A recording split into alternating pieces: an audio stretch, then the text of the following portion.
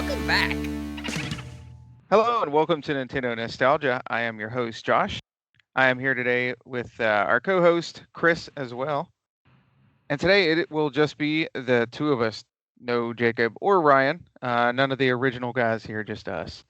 Also, no guest today. We've had a few guests in and out lately, but tonight's just the two of us. Might have some cool guests coming up later, but not talking about that tonight. Tonight we are talking about a bit of a different sort of concept, I guess, different sort of episode. We're going to talk all about canceled games. So we're both going to jump a bit into a few that we remember possibly being announced back in the day, or a few that we've heard about that we would have loved to see, or maybe we'll still like to see something from one day, or any other cool little tidbits of information there for you. So we're going to have some fun with that. But first, of course, we are going to go ahead and jump into what we are radical Rexing about.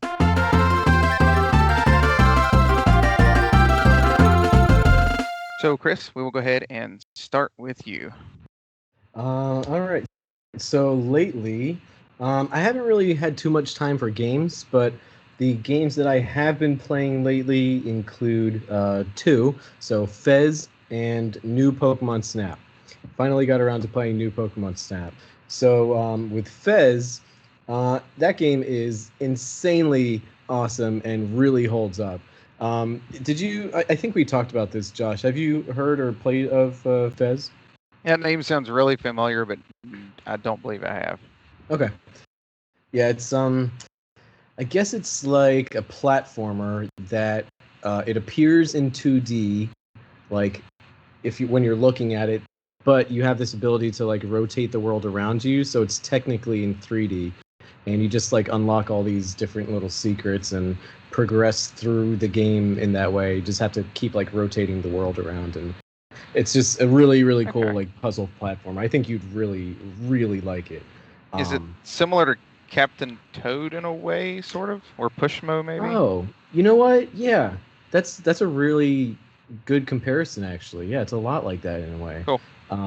Yeah, it's not like just like them at all, but they definitely have their similarities. Captain Toad, that's like a really great analogy actually. So, yeah, if anyone likes Captain Toad, I highly recommend Fez. Yeah, and just has like a really cool, very simple, what's the word?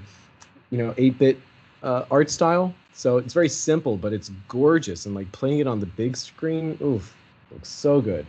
And looks great in handheld mode too. And I didn't play this in the past week, but for a Plants episode, I did get a chance to play it like around this time. New Pokemon Snap is really great. I had a friend over, and he's just like, I don't even want to play. I just like want to watch. And I was like, that's fine by me. So it was great. It was awesome. It plays just like the original. They have some awesome new ideas, like the day and night thing, and the interesting new items that they implemented into the game are really great. And it looks stunning. Like the graphics, oh my God, it looks so good. So yeah, I didn't get too far. I think I just got like 1 or 2 levels in, but it is exactly what I wanted, and I look forward to keep playing it. So yeah. Oh, and one last thing. I haven't really had time for games, but I've been playing, or what am I saying? I've been watching The Mandalorian, so I've been catching up on that, and oh my God, I've been on the edge of my seat. I'm like not much of a TV guy, but season 2, oof, it is so good. I got like 2 or 3 more episodes left, and like it's all I think about. I just want to go home right now. I just want to like fast forward time and go home and like watch the newest episode. So just wait until the finale. Just wait until the season finale. I know. And watch after credits. Just anyway. Ooh, okay. Thanks for that. Okay.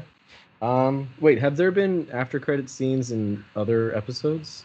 I don't think there was. Okay. I know there is at the season finale, but yeah. Okay. I think I would have noticed it if there was. So. I love that shit. Yeah. Oh man, like as far as like a TV show with the Star Wars license goes, like they are just nailing it. They totally understand what works in like a TV format, how it looks and the sounds and The production value is just amazing. It's so good, and like it's a good time to be a Star Wars fan at the moment because sometimes it's a little weird with what they put out there, but the Mandalorian, they know exactly what they're doing. They really get it, so it's cool. Lots of great cameos too. I forgot what her name is. Rosario Dawson, who played the Orange Lady. Like that was such a good episode. Oh, so good. Anyway, so that's it. What about you, Josh? All right. Well, with the gaming front, been kind of doing my thing of popping around, but I've been been playing a decent bit of new Pokemon Snap as well. It's Mhm. a great one. I think I've mentioned it before on here the other week, but it's a great one, sort of like around the family. My wife likes jumping in. My daughter likes playing some of it. Um, and we've made it a good ways through. I actually saw the credits yesterday, I think. Oh, But nice. there's still more to do. Like I never do this in like real regular Pokemon games, but I kind of want to complete that whole photo decks sort of Yeah, thing if I can. yeah, It's just a nice, relaxing game to go to and jump in around. It's kind of one of those though that it's like maybe one more round, maybe I could squeeze in one more. Um, so yeah, it's exactly what I would, for the most part, it's what I'd want it to be from being a fan of the 64 game. It's still a little short maybe on stages, but I mean yeah, overall though it's not that big of a deal. yeah, I'm not gonna lie, I'm gonna get my money's worth out of it anyway. So, yeah. I um, I definitely like how the scenes that they have for you are a little bit more complex than the ones in the N64. So yeah, it's not like these like simple little interactions. Like they're pretty complex and have some depth to it. So that's pretty cool. yeah, yeah. It is a pretty good game, and it looks nice. I hope whatever Game Freak puts out next looks as good as this does. Yeah. Um, in particular that Legends game, but anyhow, outside of that. Um, really just been trying to hop around. It's kind of one of those like, besides Pokemon New Snap, which I can play for a while, but not like for hours straight on my own. It's kind of like one of those weird in between games kind of moments where I'm like, what are we waiting on? Like I kind of want golf and all that sort of thing. I need to get back to Monster Hunter eventually, so I'm out of that at the moment. Been playing a heck of a lot of Mortal Kombat when I have a chance, just different games in that series. I went back and played some I hadn't played through before. Downloaded it X on my Xbox One. I've been playing that one, so still kind of Okay. on that kick. Yeah. Um, You but yeah, posted a pic about it recently, right? I did. Okay. Yeah, it looks really Um, good. Like for a pretty old game, looks really good. yeah. The one I posted like in particular today is X, and that one's the newest one's 11. That one's technically 10, and that one I have on my Xbox One. But yeah, it's a good time. It's something different for me. I hadn't put a lot of effort into fighting games over the years outside of Smash, but I've sort of enjoyed this. It's been Yeah. something different. Oh, Um, Josh, quick question for you. Do you have Street Fighter collection by any chance? I do not. My stepdad does, and if you look at my Switch, it does show some time on that because I took his cartridge for a while and was playing it. But Nice. yeah, I don't actually own it. Oh, okay. I actually just remembered I got that from Amazon today because I was like, I feel like this is going to be out of print soon, so let me just get it. And yeah, if you're ever able to get it again, I'd be down to kick your butt. You'd have a good chance of it. I enjoy it. Like I've never been great at those kind of games. I've gotten to where I think I do like Mortal Kombat a little bit better than Street Mhm. Fighter, but I get it. Yeah. But yeah, outside of that, like I haven't really been into a whole. Well, that's kind of a lie. I actually started a class recently through. I know I'm going to say it wrong. Is it Udemy or Udemy? I'm pretty sure it's I don't even Udemy. think they I know know. it's been a thing. Yeah. Yeah, I know it's sort of been a thing for a little while, but I started a class through that recently. My goal was like, hey, I'm going to grab this while it's on like a quick sale because it's usually like 150. I got it for like 20. Get through it and try to get through a few classes, like just see if I can knock out some of this stuff. A lot Yeah. cheaper than college at least, and I can learn some cool things. But it's Yeah. I'm going a little slower at it than I would have liked, but it's still pretty cool to learn about. But the class I'm taking is for narrative design, for game writing essentials is what it's called. Hmm, Um, but that's cool. yeah, it's definitely something I want to learn more about and perhaps get um, sort of make something of it in the future. But Yeah. so That's so that's awesome. cool. I want to still sort of go in that direction in some form or another. Yeah. Is that But yeah, something that you have to like meet at a scheduled time for, or it's just totally up to you? it's up to me on that. Okay. There's a couple things if anybody else is interested in something like that on there, at least for this course. It's there's like some videos, I'll listen to for like a lecture, and then there's an assignment. Like I had to make a pitch document for a game. I've had to, write kind of a summary of the story. I had to make a timeline today of different events that happened in this world. My next assignment is to make a map, which I'm not sure how I'm going to do since I just have Microsoft Paint, but I'll do Right. my best. Yeah. But yeah, things like that. So it's pretty cool. Hopefully that comes in handy one day for me. Yeah, The absolutely. pitch part in It's particular was pretty cool. I didn't know it was going to have me do that. Yeah, that sounds cool. Yeah, no, that's great that you're finding something to be engaged in and kind of like really connect with your hobby. I think that's awesome. Good for you. Yeah. Well, I think that is about all we've got for that. So the next thing we've got here, I think we have a few Facebook comments to read off, more on to our topic here about canceled games, some particular canceled games that some of our listeners had thrown out there. Some of them maybe we'll talk about more here in a bit. But Chris, do you have those pulled up? If you Yep. don't mind, go ahead and jump in there and we'll read over some of these. Sure, yeah. So our first comment comes reliably from Ryan L. So Ryan says Donkey Kong Racing. So he mentioned like we basically just asked what kind of like canceled games do you remember, and what it was pretty open ended. So Ryan talked about Donkey Kong Racing. So he said he would have loved that game. And also, does Metroid Prime 4 count? I hope not. But yeah, Donkey Kong Racing. I'm sure we'll be talking about that in just a little bit. But that's if I had to like make a list of games that I've wanted the most out of all the canceled games that we all know about. Donkey Kong Racing is easily at the top, especially because I'm such a huge Diddy Kong Racing fan. So, but we'll be getting to that, I'm sure. Well, Josh, did you want to add anything about Donkey Kong Racing, or should we save that for the topic? I'm going to hold on to that one. We'll get more of that. There's a decent bit to talk about for that one, honestly. Yeah, totally. So, okay. So, and the next one comes from Jason Frost, and Jason mentioned Banjo 3, and that is the big one as well. Are you going to be talking about that, Josh? No, so I did not bring that one to the table, mostly because there's not much to say on it, other than I do remember there being a little bit of a clip at E3, or is it Space World? I can't remember. Anyhow, back when they were showing off the GameCube, there was like a quick clip of like, I think Mumbo and some other characters, like a bunch of just Banjo-Kazooie characters running through like a valley, and that was pretty much it. Yeah.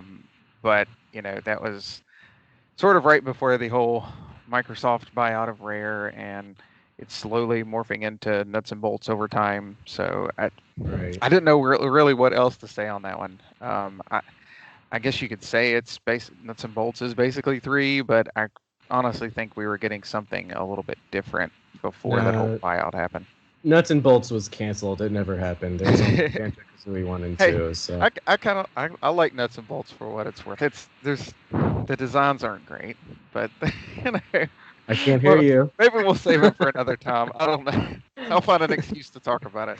No, it's fine. I mean, it looked really good at the time, and I did appreciate that they didn't forget the Banjo-Kazooie franchise, which they kind of seem to have lately, with the exception of Smash's them being in Smash. But if that's the kind of franchise that they feel like they can experiment with, I am fine with our nostalgic feelings for the originals. But I do hope that the right people pick up that franchise and really do that series justice. Our next comment comes from Michael Christopher Perricone. I hope I'm pronouncing your name right. The only one I can really think of is Donkey Kong Racing, so another Donkey Kong Racing fan. I remember being quite excited for this, as Donkey Kong is one of my favorite game series. Hear, hear. Yeah, I mean, one of the things that, and I'm sure we'll be talking about this in a little bit, but one of the things that really appealed to me about this potential Donkey Kong racing game is just how vibrant the Donkey Kong universe is. And so seeing that in a new way in a racing game was just really exciting for me. But we'll get to that. And our last comment comes from Tom Qualls, our beloved Tom Qualls. And Tom says, Earthbound 64. I seem to remember some Nintendo Power articles about it at the time. That's really interesting. I actually didn't know that. So Tom did leave a picture of some of this footage in that Facebook post. So if you're interested in that, feel free to check that out. Although I'm sure like an internet search would yield some similar results. But yeah, Earthbound is a series that I keep meaning to try out. I haven't gotten a chance to it, and I want to play it on the SNES Mini because I don't know. It just seems like it has so much personality, and I really feel for Earthbound fans that this game got canceled because it seems like this universe has so many little details and complexities, and like I said, personality. So for a fan to like really anticipate something as huge as this on the Nintendo 64, which has this, I don't know, unique charm to it, like the system itself and the graphics and the sounds and stuff, for that to be canceled must be heartbreaking. But Josh and I feel for you because that happened with Banjo-Kazooie. So heck, I've played through the first Mother and the second, Earthbound Beginnings and Earthbound, and okay. Yeah, I would have definitely. This would have definitely been something I would at least jump back to. I don't know if I would have played it much back in the day. I wasn't an RPG fan much at all until after that, but it does look pretty cool looking back to. I think it turned into Mother Yeah. 3, honestly, which America never officially got anyway. Oh, true. Yeah, that's a good point. So at least, no, that's a good point that this game did get released. It's just that it didn't come on the N64. A lot of that story seemed to have carried over to the Game Boy Advance. So at least there's that, and it's just not completely lost. And from what I understand, that's like the final game. So the creator is just not interested in making any more because he thought that with Mother 3, he told the story that he wanted to tell. So at least there's some closure in that way. And maybe it's a good thing that it came out on the Game Boy Advance because Earthbound has a really distinct art style. And to be honest, these graphics that I'm looking at right now are not the best. So maybe it's better that they stuck with sprites, But yeah, that is all of our Facebook comments for this topic. So thank you guys very much for contributing. All right, so that is all the Facebook comments we got. I think we will go ahead and get jumping into our topic here. Here are some of our favorite games that never came out.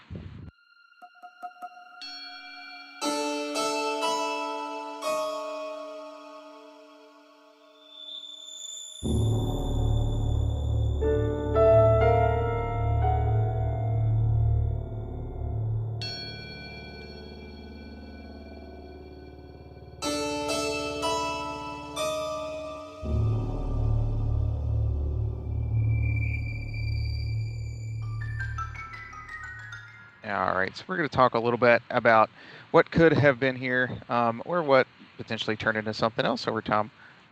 We both brought 3 to the table for now. There is plenty more than that to talk about, but we didn't want to make an episode that was going to last 3 to 4 hours here. So I will have Chris go ahead and start with his first pick, if that is cool. Sure, yeah. So when I was looking at like potential titles for this topic, there's a lot that I like completely forgot about. I'm sure you felt similarly, Josh.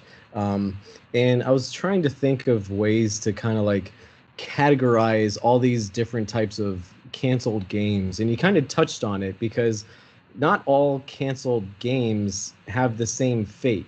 It's kind of like what you said, where sometimes a game is just outright canceled, like our topic kind of implies, but sometimes they kind of change form too. So I try to think about the games that we would potentially talk about and think about the different ways that we could like categorize what happened to them. So some games changed forms, like they started in one form and then eventually found themselves in a different title or titles. Some of them were just completely outright canceled, like you mentioned before. Some of them were canceled just for the United States. So there are some games that I thought were totally canceled, but they just didn't come to our country. And one example of that, I don't know if you ever heard of this, Josh, is Disaster Day of Crisis. Did you ever hear that one? Sounds familiar, but Yeah, not it's sure. I remember like during E3 it was like announced right when the Wii was like getting announced at like that E3. I think like E3 2006, and I was like, oh, this is like a pretty cool game. It's like an end of the world apocalyptic kind of thing, and I didn't hear about it for years, and I thought that it was canceled. Turns out it came out, but only in Europe. Huh. Maybe Japan too, but like it's out there, and Get it's it? just crazy. Yeah. Other examples are Captain Rainbow, um, the Tomodachi Life like original. There's apparently a Tomodachi Life on the original DS, and the last category that I could think of was games that were seemingly canceled for a while, but then just like randomly eventually surfaced in some other way. So one example of that is Star Fox 2. We all thought Star Fox 2 was just totally canceled, and there's all these rumors that it was finished and stuff, but the Super Nintendo Mini came out, and that game is now on that, which is crazy. So yeah, those are like the different topics. Just wanted to mention that. Or categories rather. So my first game is called Stage Debut. Do you remember anything about Stage Debut, Josh? Once you mention it, I know I'm going to because I swear that name sounds familiar. Again, I know I just said that about the last game, but Right. Yeah, go ahead and tell me about it. it's a weird one. So it's like a super obscure game. I believe it was announced like around, I don't know, E3 2002, 2003 or so. And it has pretty crappy graphics, but it's very hard to define because, and that's actually part of the reason why it just never came out. So it's kind of like from what I understand, there's this game that came out on the Nintendo 64. I guess it's called like Mario Artist Talent Studio, but this is like a Japanese only release apparently. So it's kind of like Mario Paint apparently, but it used like the Game Boy camera and had like this little attachment for the cartridge slot thing, and it just you could like interact with different things. Um, and basically, what this game would have you do is like there's going to be a peripheral for the Game Boy Advance called the Game Eye, which is basically like a Game Boy camera for the Game Boy Advance. And you would take a picture of your face with the Game Eye, and you would upload your face into the game, and that would basically be your little avatar. And you just do like really stupid things within that world that are just like super quirky and strange. So this game never really came out because it's just so bizarre, but it's kind of like what we mentioned before, where it eventually would find itself in other titles eventually. So some games that it probably ended up in would be like Animal Crossing and Tomodachi Life, and from what I would imagine, the Me channel, because the avatars were way before the Mii's were ever a thing. So I think that's eventually how the Mii's were introduced. But yeah, Tomodachi Life is a lot like the trailer that I saw, where you just you have this avatar of yourself and you're just doing these really stupid silly things, and it's just like for the sake of being silly. I guess that's entertaining to some people, not so much for me, but whatever. And it was just interesting because it had all this like connectivity to all these different things like the Game Eye, and there was actually a huge emphasis on like the e-reader. So there's going to be like a bunch of cards for Animal Crossing and Pikmin and Mario, and you could like swipe these cards and have silly things happen within the game. But yeah, like I said, it never came out because there wasn't really a clear direction. And I would have figured that Tomodachi Life, for that reason, would have been canceled too, because it doesn't really have a direction, in my opinion. But that did come out, so I guess that's good. So yeah, does that kind of stir your memory, Josh? Anything sound familiar? Yeah, more the technology that they were talking about, I guess more than anything. It's kind of one of those things where it just seems like they had a pretty interesting concept, but didn't really know what to do with it. It actually, this is somewhat unrelated, but it puts me a little bit in mind of when Rare mentioned they were going to make it where you could upload your face to characters like for multiplayer in Perfect Dark. Oh, I didn't know And that. yeah, but if I remember correctly, they they pretty much canceled that feature. I don't remember if Nintendo told them to not do it or what have you, because of I guess the violence, like being able to put your friend's Oh, face in there and then shoot them. right. So That's, I think that's why they cut that. But yeah. yeah, I mean it's still it's kind of funny we haven't seen more of that actually just by this day and age of something of that sort where you can put your face like in a game. I don't feel like there's a lot of avatars and stuff, but I just don't feel like Right. you see that. Maybe we're sort of past that novelty True. and there's just not a cool way to use it, so to speak.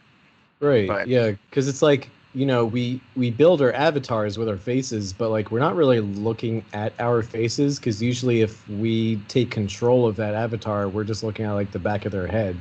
So yeah, maybe it's just really hard to come up with a game where we're just constantly being face to face with our own faces. face. So I guess that's what it is. But yeah, like you said, I mean, Mies came out what 15 years ago, and kind of over Yeah. it. So yeah. But yeah, that's my first pick. That is stage debut, which would have been on the Oh, GameCube. So what about you, Josh? very. My first one here is it is a rare game. A little spoiler alert, two of mine are. Almost all three of them, but I stopped myself, so don't worry. Proud of you. So this one, some of you all may have heard of this, is called Project Dream. It's also called Dream Land of Giants. So some of you are already going to know also that this is what led to Banjo-Kazooie. What's funny is it doesn't look anything like Banjo-Kazooie, especially from the initial conception of it. It is basically after they finished Donkey Kong Country 2 in '95. That team kind of went two different ways. Some of them went on to Donkey Kong Country 3, but the rest of them basically went on to work on a new game. And I believe this is where this one came from for Project Dream. It was going to come out on the Super Nintendo. Long story short, because there is a bit of a story to it, I kind of recommend you looking it up. But it got moved to the N64. But it is a game about it's more of like a fantasy game, almost. I'm not sure if it was more of an RPG. It's been a little while since I really dug into it. Like I said, there's quite a bit of information out there on it. But you play as a human boy who carries around a sword, and he's got a little dog friend as well, Dinger. The boy's name is Edison, and it's more of like a side-scrolling sort of game. It's kind of hard to describe just off of here. Some of the backgrounds look a bit like, think of like the Donkey Kong Country 2 Lost World, where it's like a deep jungle kind of look and like a lot of ruins and things like that. There's a swamp. One of the villains looks like a big troll with a sword. So it's got more of like a fantasy element to it, but to me, it still looks very rare at that time in the mid 90s without, not necessarily like the cartoony side of it, but more of the sort of that serious side that games like Donkey Kong Country 2 sort of touches on. But then you've still got silly stuff like the dog, Dinger, which the name alone is kind of silly, but Yeah. but yeah, I really recommend. I know I've said this already a couple times, but I do recommend kind of looking that one up. I know there's some videos on it. The Cutting Room Floor website has some cool stuff on it. It was really moved around to all kinds of stuff until eventually they sort of replaced Edison with Banjo, and he didn't have Kazooie then, but he was doing like a skateboard sort of moves, like when he jump. Um, I don't know exactly why, but basically over a lot of development time and a lot of changes, it turned into what is Banjo and Kazooie. But yeah, this was definitely a different sort of game. We never really got from them, even after that. So definitely look that up. It's sort of funny looking at the character at first. He almost looks like somewhat. This sounds maybe more negative than I mean for it to be, but he almost looks sort of like a generic swordsman. Yeah, totally. But again, it's still something about it. Still sort of has that like early 3D render rare feel to it, so to speak. Yeah, But definitely. I think it might even be because I'm trying to put my finger on what that could be. I think it's kind of like the color palette that they chose because Yeah. it's like it has very similar colors to Donkey Kong and kind of like similar environments in a way. Um, and yeah, very similar backgrounds to what you would expect in a Rare game. And also, I don't know if you're looking at this too, Josh. I'm kind of going through screenshots at the moment, and it kind of looks like Banjo-Kazooie Grunty's Revenge, if that's what it's called, for Game Boy Advance. So I wonder if like some of those ideas carried over into the Game Boy Advance one, because this game seems to have had a isometric point of view, like a top-down kind of, and that's what the Banjo-Kazooie game for Game Boy Advance would come to have. So they actually look really similar in that way now that I think of it. But Well, yeah. the N64 version, yeah, like it does sort of go for that top-down view. Some of the Super Nintendo screenshots of it are still just like a side scroller. I Oh, think they've right. got some different layers to it, but yeah, it definitely it sort of molds into that, like you were saying there at the 64 when maybe they took some of that and put it into Grunty's Revenge. I'm not really sure, but yeah, just even looking at some of the textures and stuff, you can see where it kind of starts slowly, like still pretty distant from it, but slowly starts turning into Banjo-Kazooie a little bit. Right. Um, but it's almost kind of weird to look at. It's almost like a completely different world. Definitely one Right. of those that's like what could have been, but I'm also, of course, very happy we got what we did with Banjo and Kazooie. But Yes. I do wish there was like a completed version of this somewhere. That would be quite cool to check out, or even just a playable kind of level or two. I would definitely like to check that out. Right. Absolutely. Yeah. I mean, we love Rare and anything that they put out there. So I just wish I could kind of dip my toes in the universe that would have this game be released, because the concept seems really interesting. Like, yeah, the character's not the most original looking guy, but like, I don't know, I like the idea of it. I like this fantasy RPG thing that they seem to be going with, and I would have been curious to see what Rare would have done with like RPG elements, because that's kind of not what they specialize in. But anything related to fantasy and Rare and just like having colorful backgrounds, like I'm all for it. But this did obviously, like you said, come to evolve into our favorite game. I don't know if it's your favorite game, period, Josh, but it's definitely mine, Banjo Kazooie. So, hey, whatever it took for them to get to where they needed to go, I'm grateful for it, and I do appreciate the creative process that went along with this type of game and how they were willing to totally revamp the original concept into the ridiculous game that Banjo Kazooie is. Yeah, sacrifices had to be made. On sort of a funny note to sort of wrap that up, the main antagonist, from what I can tell, at least from the N64 version, was going to be a pirate captain, Yeah. Captain Black Eye, and he appears in the Banjo games. Particularly, I remember him in Tooie. Like he is at the Jolly Rogers like bar, hanging out there, and I think he even somewhat hints towards that being a thing. I can't remember how he words it in that game, Yeah. but they kept him there, and I think he has some sort of appearance in Sea of Thieves. Now, I haven't played a whole lot of Sea of Thieves, so I'm not sure, Oh, but that's cool. it's kind of Yeah. neat that they still at least acknowledge that in some way.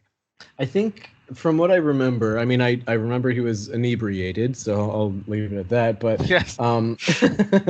but I think he said something about having a dream where he was an enemy or Yeah. something like that. I could be wrong, but I feel like he mentioned something about a dream, and I just love little things like that where even though a whole concept got entirely scrapped for the most part, not entirely, but you know what I mean.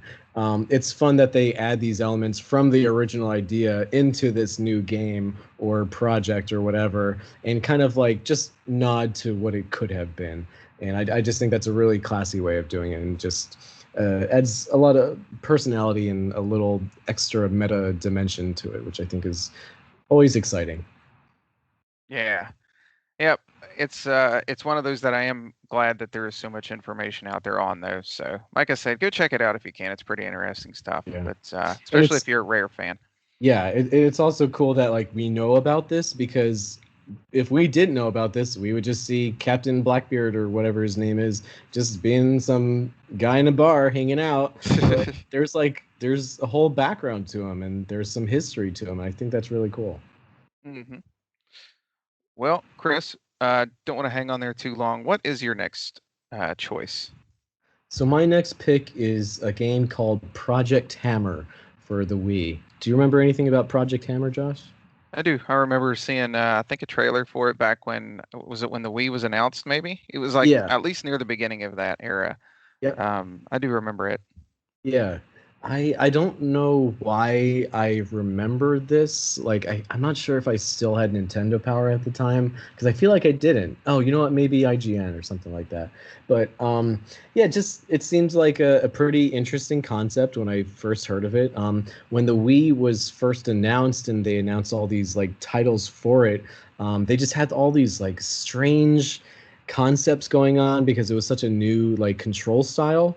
And I don't know, I just thought, hey, sure, Project Hammer, you swing the Wii remote like a hammer. Why not? Whatever. Let's see what they do with it. So let me just give a little bit of background to the game. So it would have been developed by Nintendo Software Technology or NST.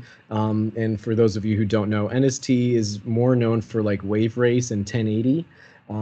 And so, they're a pretty capable company. And when you look at the graphics, they do kind of have like their graphical style in it. When you're like looking at Project Hammer, I mean. So this was announced at E3 2006, and it fits within like the beat 'em up genre. So basically, you're like this really tough guy, and it has like this more gritty feel to it. It's a little more mature. In fact, the game is actually designed with a Western audience in mind. So, Americans, we like our masculine, tough guys and muscles and all that stuff. So that's what they were kind of hoping to court with this type of game. So it's a lot more, like I said, gritty and brutal and has like this dark tone to it. But the problem with the game was that it was revised so many times. They just couldn't find a way to really gamify this concept so that it was like really satisfying. And from what I understand, the controls just didn't feel that right. So maybe it's kind of like what we were all thinking, where when we got the Wii, we thought this Wii remote was capable of all these different detections and stuff like that. But I guess they started to realize like, oh, you can just waggle the remote, and that's like the most you can hope for a while until the plus Wii Plus Motion or whatever it's called came out.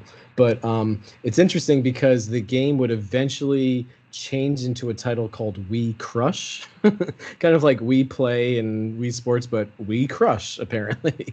And this game had very cutesy graphics, and a lot of the development team just left. They quit after that. They're just like, we don't want this project to be some cutesy little thing.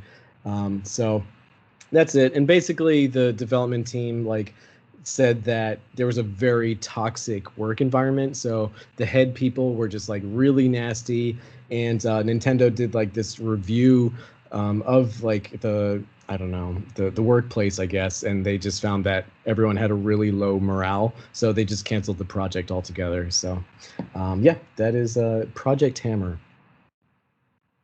I never really found out what happened to that. Like it was one I remember, and I sort of half was interested in. Maybe I was a little more just straight, which I still sort of am, but like just straight looking for when's the next Mario or Zelda or Sonic or something coming out. The big stuff that I never grew out of. Yeah. And but I mean, looking back, it still looks like a pretty cool concept if they could have made it work. I think it may have been one of those things where I don't know if they knew the concept for the Wii first, but it might be one of those things where it's like they saw the idea of the Wii remote and was like, hey, what can we do with this? But it may have not translated into a game quite as cleanly as they would have liked it to. Yeah. I mean, I totally get it. Like, hammering something in real life is kind of satisfying, so why wouldn't it be in a game?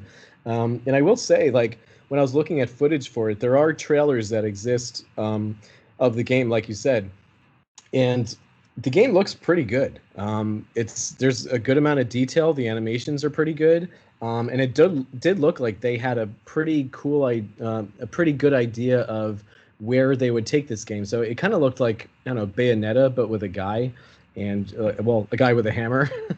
So, or like, what's that game? Devil May Cry. So it looked a lot like that, Cool. just like a guy with a hammer. And the stuff that he was smashing into with the hammer, there's a lot of physics involved and a lot of detail to like the environments and stuff. So it had a lot of potential, but if the work environment sucks and they just don't know what to do with it, then hey, whatever. So hopefully it did find itself in other types of games and didn't get scrapped entirely. So, but at least they gave it a shot. Well, I guess with that, I will go ahead and jump on to the next one there. I know some of these has a lot of information, some of them's got a little bit, but they're all kind of cool and interesting in their own ways. With this next one, I'm actually going to jump to my non-rare one. I was going to put, I will say real quick, I was going to put Mario Football here, the American football. That was going to be done by Retro Studios, but there's just not much to that. So, Oh, I didn't know that. yeah, it actually eventually led to them working on Metroid Prime instead. So that's Wow. just kind of a neat little tidbit. This is actually a different Mario sports game, though, that has a little bit more information out there for you to find. It was going to be called Super Mario Spikers. So if you can't tell by the name, it was going to be done by Next Level Games, who also did Strikers, which the Strikers series is pretty cool. The two games on there, but they weren't ever like my favorite Mario sports games, but I still had some fun with them. Soccer for me just isn't, it's not my favorite sport. Baseball would be, but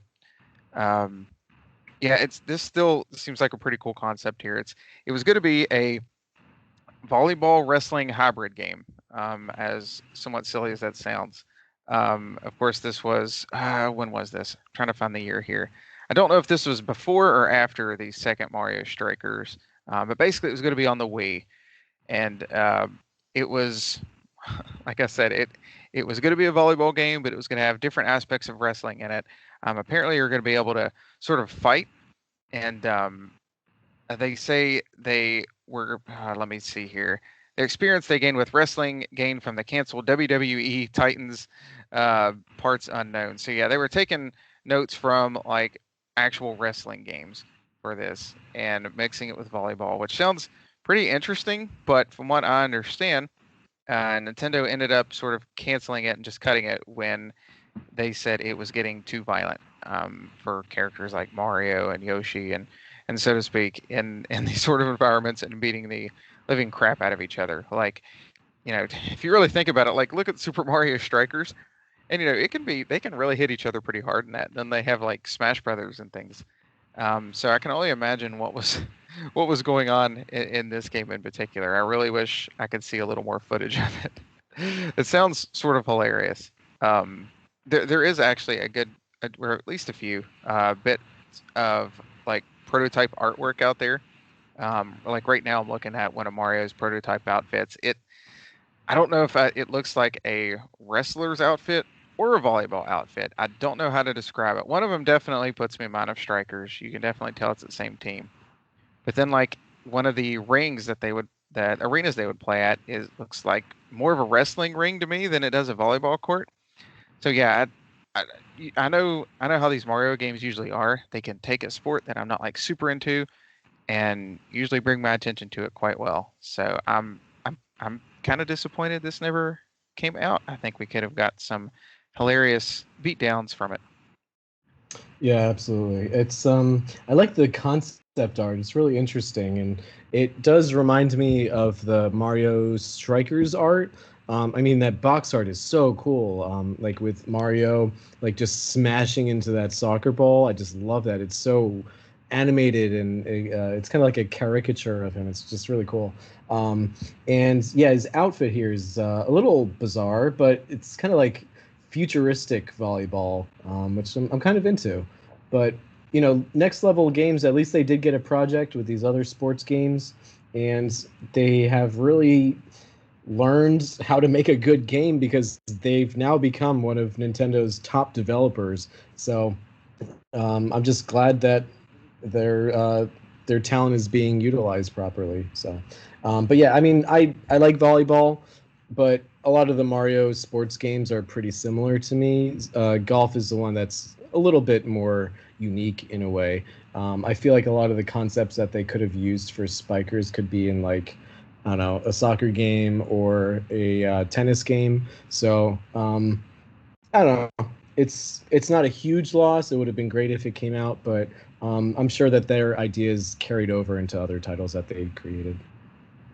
I think for this even more so. I mean, nothing against volleyball at all because I like volleyball, but I think what interests me almost more is the wrestling aspect of this. Just to see some of that could have been hilarious, or especially mixed with volleyball. Like I'm just really curious on how that would have worked. But yeah, I definitely wanted to at least bring that one to the table. There's a few fun things to look up there. Like I said, there's a few concepts of some of the arenas and things. So I guess we'll just have to use our imagination on how that would have went there. Yeah. I mean, I'm sure there was a very good reason why it got canceled, so I guess it was meant to be. All right. So for my final title, I chose Mario 128. What do you remember about Mario 128, Josh? I do remember seeing sort of that early trailer for it back in. Keep getting these confused. I can't remember. I think it was Space World. I don't think that was E3. Back when the Yep. GameCube was shown off. Yeah, and it's just, I mean, a lot of people's probably seen it. It's just 128 Marios running around a huge cube. Um, but I mean, of course, I was curious as to what it was or what kind of game they could make out of this. Yep, it's a very strange little tech demo that was shown off, and you're right, it was at Space World 2000 actually that it was shown off. So I watched it today because I didn't really watch it when I was a kid. I kind of just heard about it in Nintendo Power and just thought like, oh, okay, this will probably turn into something Mario related. Didn't really think too hard about it, but when I watched the demo today, it was I don't know, it's hard to describe. So you're basically on this like kind of semicircular surface. It's a flat surface, but it has like this like round geometric shape, kind of like the top of a frisbee, if that makes sense. And so a bunch of like pixels fell down or boxes fell down, and they fell in the shape of like Pixel Mario. And so there's this one single Mario that was by itself at first, and then it picked up all these other boxes, and underneath each box that like represented a different pixel of the Mario 8-bit character, a different Mario was underneath these boxes. So in the end, there was 128 little Marios, and so you would see 128 Marios walk around this like semi-spherical stage and just kind of like interact with each other and do these different things. And I guess it was more of like a showcase to show what the GameCube was capable of graphically and technically, because this is something that would definitely not be possible on a Nintendo 64. So they just kind of wanted to show off what the next generation was a little bit more capable of. So the flat surface that I talked about, the one that's like slightly round, I still don't know how to describe it, sorry, but it was kind of like manipulated in some ways. So you would see it kind of like spike up in some ways, and you would see the Mario characters like bounce off of it. So it was kind of like a demonstration of like the physics that the GameCube was capable of. So I thought that was pretty interesting. And something that I thought was really, really cool was that as each of the Marios were like affected by how this world was manipulated, they would make this sound, and they would be like, oh, like typical Mario cries. And I'm pretty sure that that sound carried over into Pikmin, which is one of the games that Mario 128 would come to be. So this is another example of a game that didn't get outright canceled, but it kind of changed forms and found itself in different Nintendo titles. So, and it's like multiple titles that it found itself in. So the one that I mentioned, Pikmin, that's probably like the biggest one that it ended up being, because you'd have all these different Mario characters and you would be able to control them, similar to how we would end up controlling Pikmin.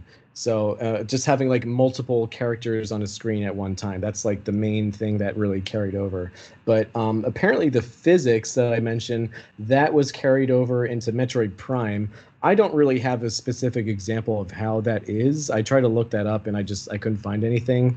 And I can't think of anything either. I don't know how, physics were really demonstrated in Metroid Prime, but I'm sure there's something there. And also, Twilight Princess and Super Mario Galaxy were also titles that this concept kind of found itself into because of I guess, the sphere walking. So I guess there's examples of like surfaces that are not perfectly flat. They're kind of like slightly spherical in a way. I mean, Mario Galaxy, obviously, with the planets, but I guess in Twilight Princess, I guess there's some surfaces that are a little round.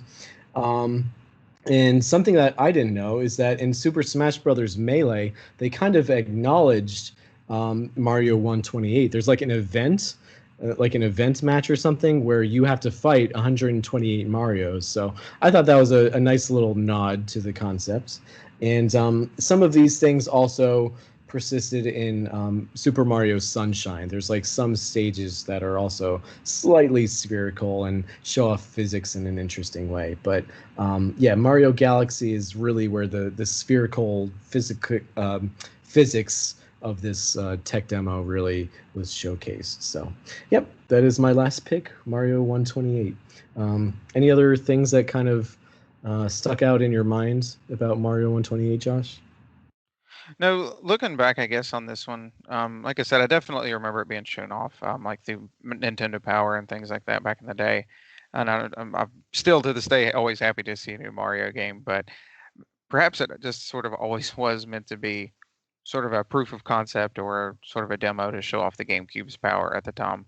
But it is pretty cool to look back, and I guess the big one that really feels like it pulled from the most or pulled from this the most would be like Galaxy, the way he travels around the planet some, which I'm sure there were some ideas from this, and Pikmin also with like the number of characters on the screen and that sort of thing. So I really don't know how else they would have actually made a game out of 128 Mario's, but it is kind of neat looking back at this sort of thing. It's sort of one of those things that's just one of those odd relics from the past, back when they first showed off a new system. So Yep. it's cool to Yeah, look back to every once in a while.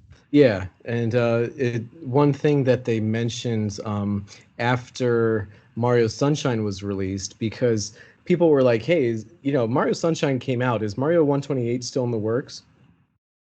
And they were like, "Yeah, we're still working on it," which is interesting because Pikmin had already come out at that point. So I guess I don't know. I guess they kind of like took little bits and pieces of that tech demo and put it into different games. But I guess they still had some type of idea for Mario 128, and something that they mentioned in some of the interviews that I read was that Mario was going to be accompanied by a new character.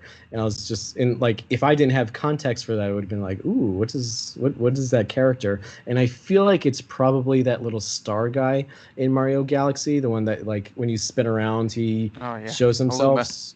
Yeah, exactly. So I think that's what they kind of meant. But Hmm. in case anyone didn't pick up on this, Mario 128 is, 128 is 64 plus 64. So it was their way of showing that this is like the sequel to Mario 64, or it being an expansion of Mario 64, because that was something that they were kind of considering too. So they just didn't really know what to do with it. But eventually they found that the concept within the tech demo was good in different ways, and they kind of allocated that to different types of Nintendo games that did end up coming out. So while we didn't get a traditional, release of Mario 128, we did see Mario 128 in all these different titles that I mentioned before. So not all is lost. Well, I went ahead and saved one of the bigger ones for last, I guess. We've actually already talked about it some, and you all knew it was coming. It is Donkey Kong Racing, of course. I know a lot of people remember this one.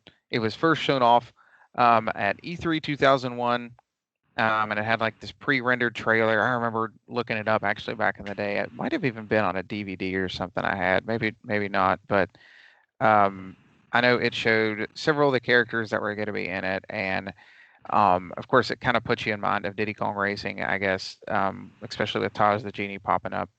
But instead of vehicles, they were mostly all on animals or on different buddies from the Donkey Kong Country games in '64. So yeah, the concept there was super cool. And instead of just being a new Diddy Kong Racing game, of course, Donkey Kong was in it as well. some of the confirmed ones we saw, I think all these are in the trailers. Some of these are also shown in screenshots. There was a leaked document or two actually here I found with some information on it, but they had Donkey Kong, Tiny, Diddy, Taj the Genie, and Kiddy Kong. Also, there was some internal renders and stuff that were found featuring Lanky Kong and Cranky Kong. So yeah, that's just some of the characters that we knew of that were going to be a part of it. This is part of that expanding Donkey Kong universe by Rare that we were all falling in love with. So really hurt to see this go. Some of the rideable creatures actually were Rambi, which I also see a giant-sized Rambi along with the regular one, a small red Rambi, a small regular Rambi. I don't know why they had all these different variations of Rambi, but there you go. Engard the Swordfish, a purple version of him as well. Ellie the Elephant, and some Zingers. And then, of course, some of the rumors were like Espresso, the Ostrich, a Chomp Shark for some reason, a Neki and an Army, all kinds of stuff. That's just, again, what we know of, what they've found concepts of that have been since leaked or put out there for the world to see. Yeah, this one kind of stinks to see, just never existing and no version of it really being playable that we know of anywhere. I imagine this could have been something a little bit different from like the normal kart racing games, but still been one of those that's sort of playable for everybody. What's the word for it? I guess casual friendly, so to speak. Yeah. I don't know. I want to say I think that a lot of the concepts from this original, title found itself in other types of games. So I wonder if Banjo Pilot adopted some of the characteristics of Donkey Kong Racing. You're not flying on animals or anything, but I wonder if they kind of like borrowed some of that, because that game was also made by Rare, and that came out like a few years later. So it could just be that they, created this entirely new game with like just Banjo in mind. But I do remember that Diddy Kong Pilot was a thing originally for Game Boy Advance. So I wonder if Diddy Kong Pilot came after Donkey Kong Racing. So I don't know, but so just something to think about, I guess. But I do also know that Donkey Kong Barrel Blast, I think that's what it's called, for the Wii came out. I don't know if they're related at all, but because like it's not made by Rare as far as I know, but it is a Donkey Kong racing game, and you are kind of flying around, but you're flying around on bongo jetpacks apparently. So I don't know if they borrowed anything from Donkey Kong Racing, but the idea of Donkey Kong Racing sounded so good at the time. Like you mentioned, like riding on these animals and just cruising through these like beautiful tropical Donkey Kong themed areas, because Diddy Kong Racing is just such a masterpiece for the N64, and for that to have evolved into something much more grand on the GameCube would have been so awesome. So hopefully, Nintendo's just like, you know what, people were really interested in this at the time, so let's give it another go. So who knows, weird things have happened. Yeah, it even, if I remember correctly, on the original GameCube boxes, like the one I've got, had a Donkey Kong Racing screenshot on the back of it.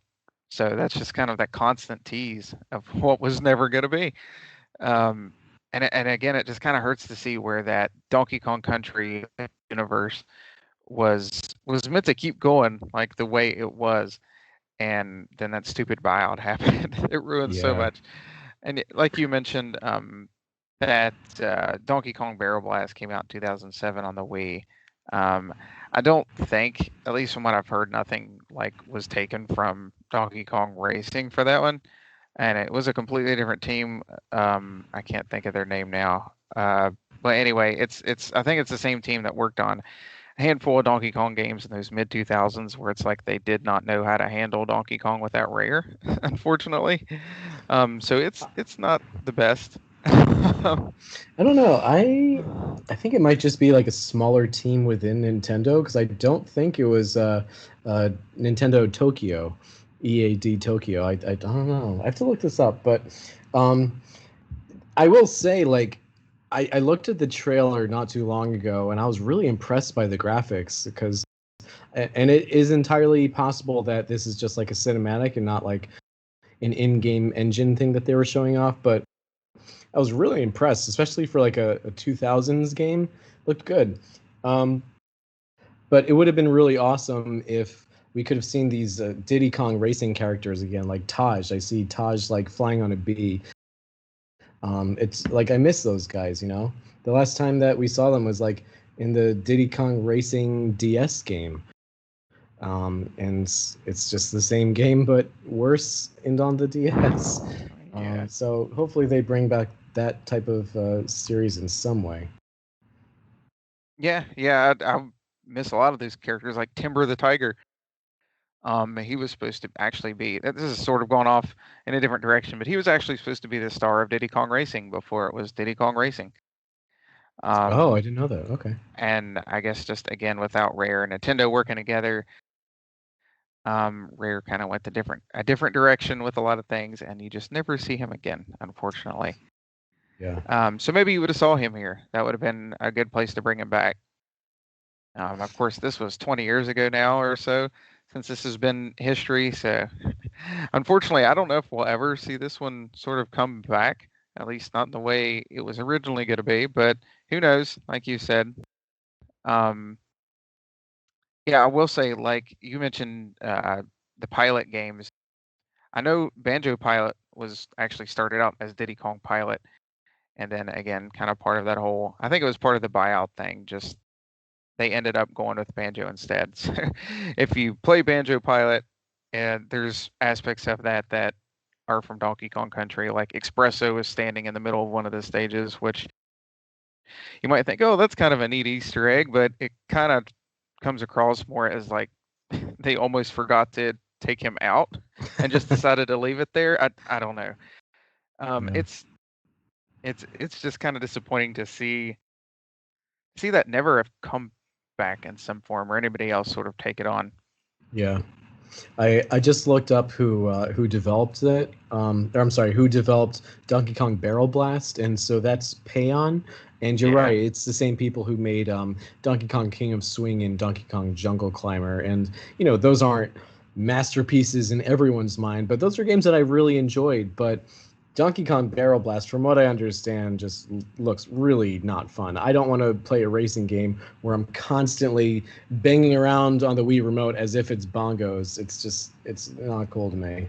I've played it, and it's, I, yeah, I don't want to go on about that too long, I guess, because I could, but like you're not even using the bongos, you're using the Wii remotes, so that it feels like they totally missed the boat on that, and it's definitely not what this game was supposed to be. I'll just leave it Yeah, that way. The yeah, characters, the models, and all of that sort of thing, just not quite the same thing.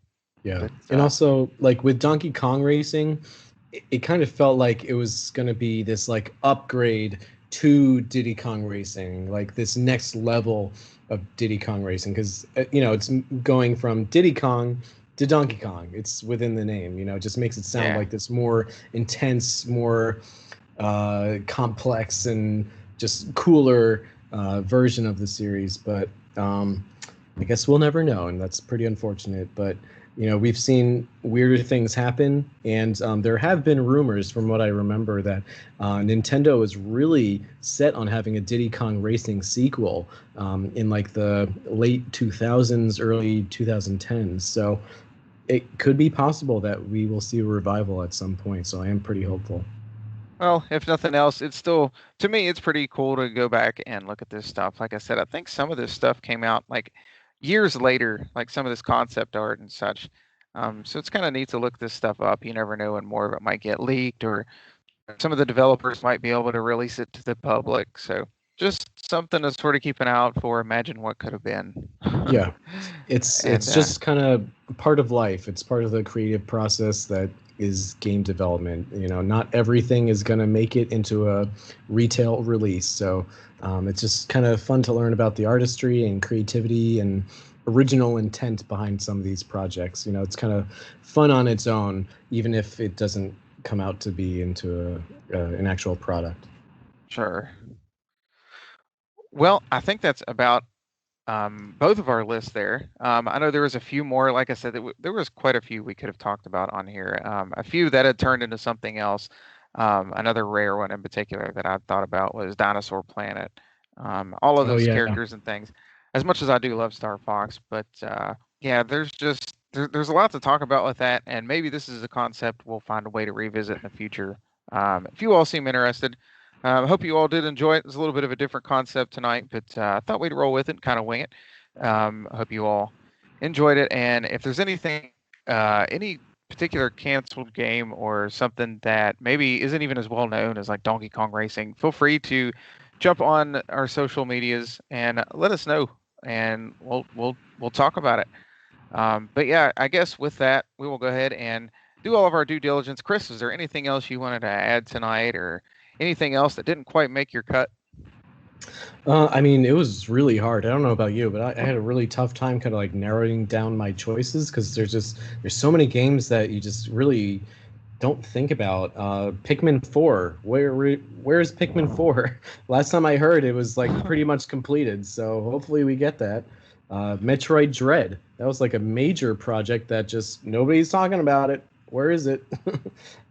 Star Wars Rogue Squadron 4. This is one that I was going to talk about because this game is basically complete, but there's some weird issues with like the license, and you know, we have EA and then the Disney buyout, and LucasArts is now starting to come back. So I don't know what's going to happen, but there is a functioning and playable Star Wars Rogue Squadron 4 that was originally designed for the Wii, and I need to play that thing at some point, and I really hope so. But yeah, I mean, one last thing that I wanted to mention, you had a really good point where we did see Donkey Kong Racing on the box of the GameCube, and that was one of the reasons why I bought a GameCube. I'm just like, yeah, I'm invested in this system. This is what I want to play. I'm going to play it at some point. And when you're a kid, you don't really have this concept that things can kind of go awry and a game can get canceled. But it's just kind of how things are, and just gonna kind of have to expect that sometimes and hope that the project that you want comes to surface, and many times that does happen. So yeah, what about you, Josh? Any last thoughts? Gosh, like I said, I think that's about it.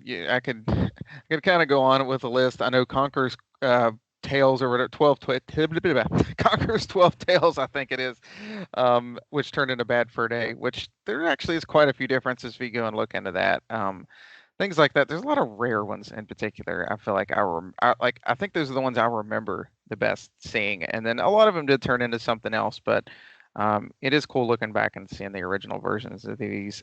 I guess one more thing, like I mentioned somewhat earlier before, some of this information, if you're interested in looking this stuff up, there's a lot of YouTube videos on a lot of it. There is the Cutting Room Floor website has some of it. It's more or less stuff that was cut out of games, but you know, I found a lot of info on Project Dream there in particular.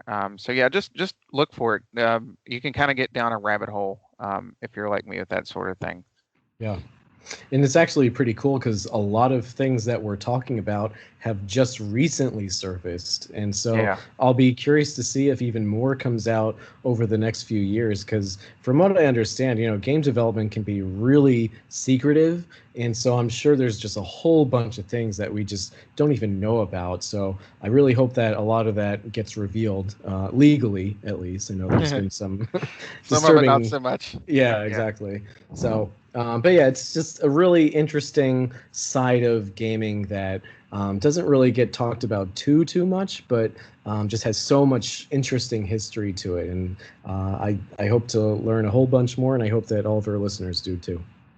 All right. Well, I will go ahead and start shutting us down here.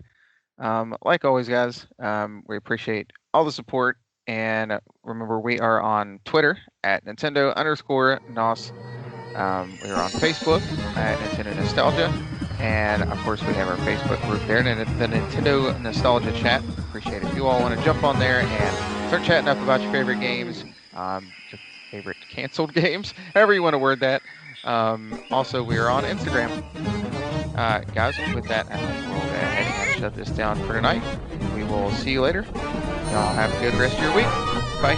Bye, everyone.